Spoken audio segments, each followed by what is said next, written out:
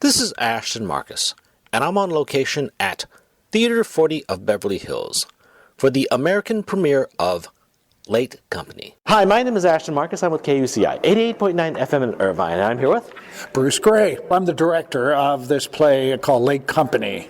So question, why did you decide to do this piece? Well, I saw it in Toronto. A friend of mine was in it. We had been in a movie of the week together, this actress and I, and she said, "You've got to come and see me in this play," and I did. And I was so staggered by the effect that the play had on me. At the end of it, I could hardly move. I just sat in the audience for a long... I didn't applaud even. I just went, oh my God, this is really getting me deep. It's a cathartic kind of feeling that you have. And I thought, we've got to do this. So we got a hold of the writer. We got the rights to it. And the kid... As I said, 23 years old when he wrote it. He got the Governor General's Award in Canada. I mean, he's still a young man, and I just thought this was an important play for our times. I agree. It was fantastic. Everyone in the audience felt the same thing you felt. After everyone applauded, the curtain ended. Everyone just sat in their seats. I mean, no one got up, and I was thinking, should I get up and leave? Because I have to get some interviews. But they were just floored there. I know, you're just kind of... I could hear a pin drop at certain points in the play. Like, you can hear the room get so still when certain things happen. And I think at the end of it, you kind of have to process where you are. Who are you in the story? I mean, at some point, you're one of those people on the stage. And you think, oh, my God, that's me. Oh, I'm the kid. Am I the bully? Am I the bullied person, or am I the guy? I mean, somebody once said, if you haven't been bullied, it's probably likely that you've been the bully. Now, those are fighting words, but I thought it was provocative. Yeah, once again, I love the piece. One thing I always ask directors is, because obviously, between the script and casting, that's like 90% of the show. What do you look for in your casting? Well, I think I wanted to see differences. These are two different couples, so I wanted the couples to look like they matched. I also needed them to be a certain age. I didn't want them too young, but they had to be the probable parents of, teenage kids.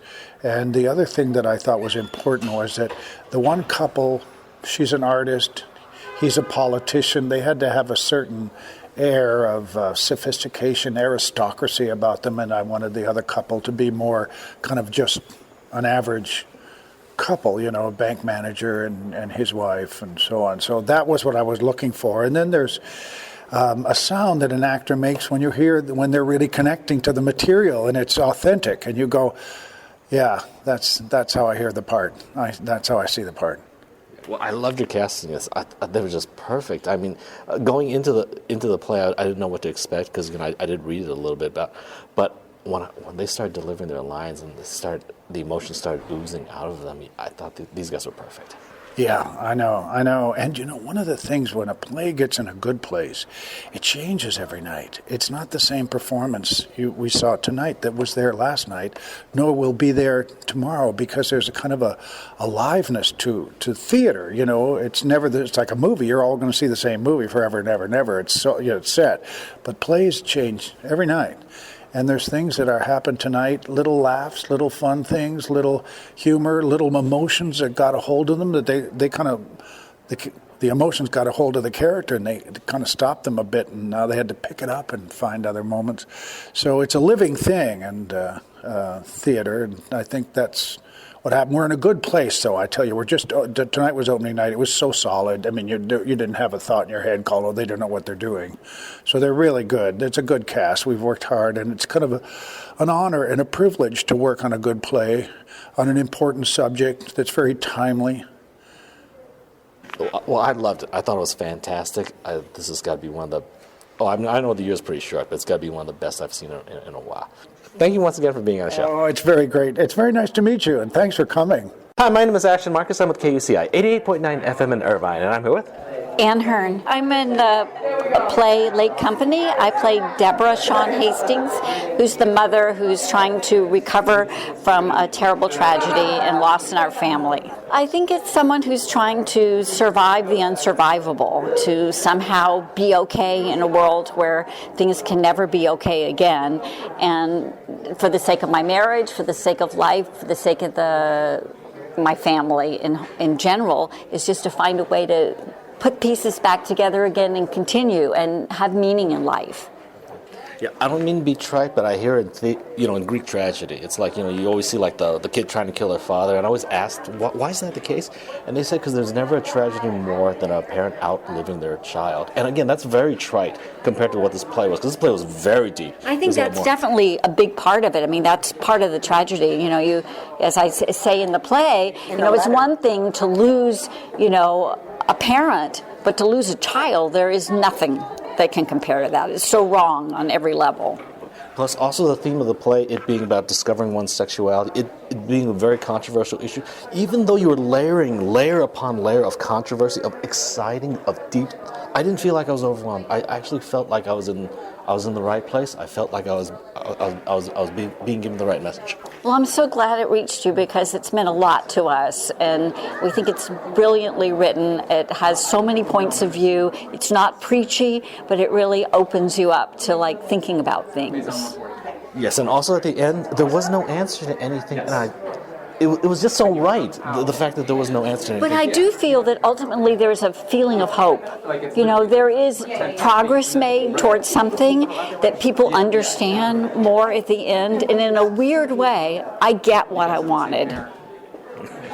Once again, I love your performance. I love the piece. I loved everyone. Thank you very much for being on the show. Well, thank you for coming. Hi, my name is Ashton Marcus. I'm with KUCI 88.9 FM in Irvine, and I'm here with Grinnell Morris. I was a biology major and then fell in love with the theater and been out here for a bunch of years and just love what I do. I'm so blessed to be able to do plays like this. I played Michael Sean Hastings. He's a politician, and he grieves very differently than everyone else in the play, and he also tries to see, like any good politician, I think he tries to see both sides of the story, and which is very difficult since it's his son who committed suicide. So trying to understand both sides of the story, I think, is something he tries very hard to do. Not always successful, but I think that's my role in the play, is to really, see if I can understand. If my viewers decide to come out and see this piece, what should they expect to see? Well, it's not a happy play. You won't laugh a lot, but you will. I don't know. You'll go through something, hopefully, where people can explore, I guess, how people grieve differently. That everyone has their own process of grieving, and I guess there is no one right way to do that. And at the end of the day, I don't know. I guess the question comes up as to whether or not blame really makes a difference. If it makes you feel better, if it makes you not feel better, if it's something that has no place for anybody in any kind of situation like this. I mean, that for me is, I chose to play it a certain way, but I have a line where I say it's not about fault. And to me, that's kind of what my character comes to, that this is kind of a blame fest, and there's no point in moving on with that kind of point of view. I love the piece. I love the way you played the piece too, because actually, for leading actors, sometimes I have this. They're not really my favorite characters, because obviously I like villains, I like anti-heroes, I like character actors, I like people really do something quirky. Leading characters really don't do that, but for this play, there was so much controversy, layered upon layered. But I wasn't overwhelmed. I think part of it had to do with your characters kind of guiding us through, kind of being a calming force. When things blow up, they kind of calm it down, and you're allowed to actually bring in another punch. Yeah, well, thank you very much. I think there was a lot of that in the writing, which was so great. I mean, the kid was 23 when he wrote this, and what an understanding of a circumstance like this. But yes, I agree. The ebbs and flows of this play make it very interesting. Yeah, and again, the compliment for you is that you kept us there, because it's like, being slapped. Like being slapped in a play, you can only be slapped so many times before you're numb. We were layered controversy upon controversy. We were never numb. At the very end, we were just sitting on the edge of our seats. The audience, at the end, no one left, because they were just kind of just floored there. Oh, that's great. I think that's the hope for a play like this, is that, people just sit with it for a second try to see themselves in as many of the characters as possible, or identify with one and see what other people how they respond to that person. So. Once again, I loved your performance. I loved the performance of everyone. I thought it was fantastic. Thank you very much for being on the show. Thank you. Thank you very much. Hi, my name is Ashton Marcus. I'm with KUCI 88.9 FM in Irvine. I'm here with Jennifer Davis. I played Tamara in this wonderful new American production. She is a mom trying to keep her family together after a horrific tragedy that my son took part in. And it's not only devastating for the other family, but I see my son beginning to go into a cocoon that I need to get him out of. I need to bring him back to where his vibrant self that he used to be. This has affected us all, and more so to the other family than to my family. But still, I'm in protective mode, and hopefully trying to move on and move forward. And so I reach out to the other mom and hopefully to start a dialogue so that we can bring some closure. I love the piece. I thought it was fantastic. Oh, thank you. It was kind of like addressing the basic core of humanity. It's like say war. How do we get rid of war? There's no answer to that, but it's terrible. How do you get rid of hate? How do you get rid of this? There is no answer. It's a tragedy, but what can we do? We're all just helpless. But I think the first step towards not feeling helpless is to have a dialogue, and that's what this evening is a dialogue to try to come to terms with what's happened and to try to hear and understand the other side. And there might not ever be closure, but at least you get a sense of you tried to do something, you tried to make a difference, and you tried to help a family recover. I love the piece. I love your partner, and I love your acting, and I loved everyone in it. Thank you. Thank you very much for being on the show. Thank you. Thanks for coming. Hi, my name is Ashton Marcus. I'm with KUCI 88.9 FM in Irvine. And I'm here with Todd Johnson. I was born and raised in Niskayuna, New York, near Albany, New York. I got the acting gig when I was 8 years old. Moved out to California back about 1985, and I've been out here pretty much ever since, doing mainly theater, feature film work, and pretty much everything. I mean, anything entertainment. I played the role of Bill. He's an everyman. He's not like, he has a point of view. I don't necessarily personally agree with that point of view, but his point of view is actually very valid. Most kids who are in the school systems these days, they're going to have parents like Bill who support them no matter what. They're going to, they might hit them, they might yell at them, they might do all sorts of things to them, but they still love their children in every sense of the word. And so they're always out to defend their kid. And that's pretty much what Bill is. He's out there to defend his kid no matter what you do. Well, first of all, I loved your character. I love the way you played it. I love the way everyone played. You're fantastic. Thank you. Thank you so much. I really appreciate that. I look at your characters, I was told that like 80% of the United States actually goes to some kind of church or synagogue or something, and they're very conservative. And again, you see from the election recently that, it's possible for someone to really be on the extreme conservative side to actually win, because there's a lot of people out there. Bill's actually probably the majority of the entire country. That's what I mean. He is the everyman. He's the guy who you might meet in the church. He's the guy who you might meet on the street. You might meet him in the grocery store, and he's the one who's complaining about taxes all the time. He's the one who's complaining about this happening and that happening. The person who really is the slightly lower middle class, but yet middle class kind of guy, still making a good living, but not as good as he thinks he could. But I still like your character in a sense that he brought something. It's like, in a sense, no one knows what's going. No one knows the answer. No one can solve world hunger, right? But he's kind of like it. I can't solve world hunger, but I help as best as I can. I try to get us all through it. I try to get my family through it. That's what I see as Bill. And again, I wouldn't say he's dispassionate. It's just he doesn't have the answers like anyone else. That is absolutely correct. He doesn't have the answers. He just knows the answers from his point of view, which is, look, your kid did this, my kid did this. I don't really think that there was any problem. There wasn't any real interaction between my family and your family. You might see it differently, but I certainly don't. because this is my local world. This is the world I'm living in.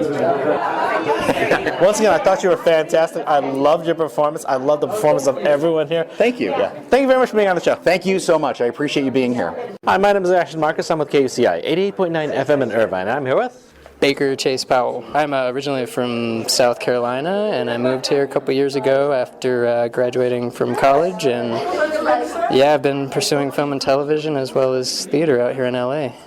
Great. And which character did you play again? Curtis. Curtis is a really relaxed dude. He, when you first meet him, you're not going to think there's much of anything going on inside his head. But as you get to know him and as the play goes on, his character comes out a little bit more, comes out of his shell, and he seems to be the only one that really has a level head at the end of the play because everyone's shouting at each other the whole time. If my viewers decide to come by and see this piece, what should they expect to see? They should not expect anything. No, they should, come with an open mind, and it's not a comedy, so don't expect that. But come with an open mind and ready to wear your heart on your sleeve, because it's really deep. I love this piece. I thought it was fantastic. It awoke things in my past, too, about high school. Yeah.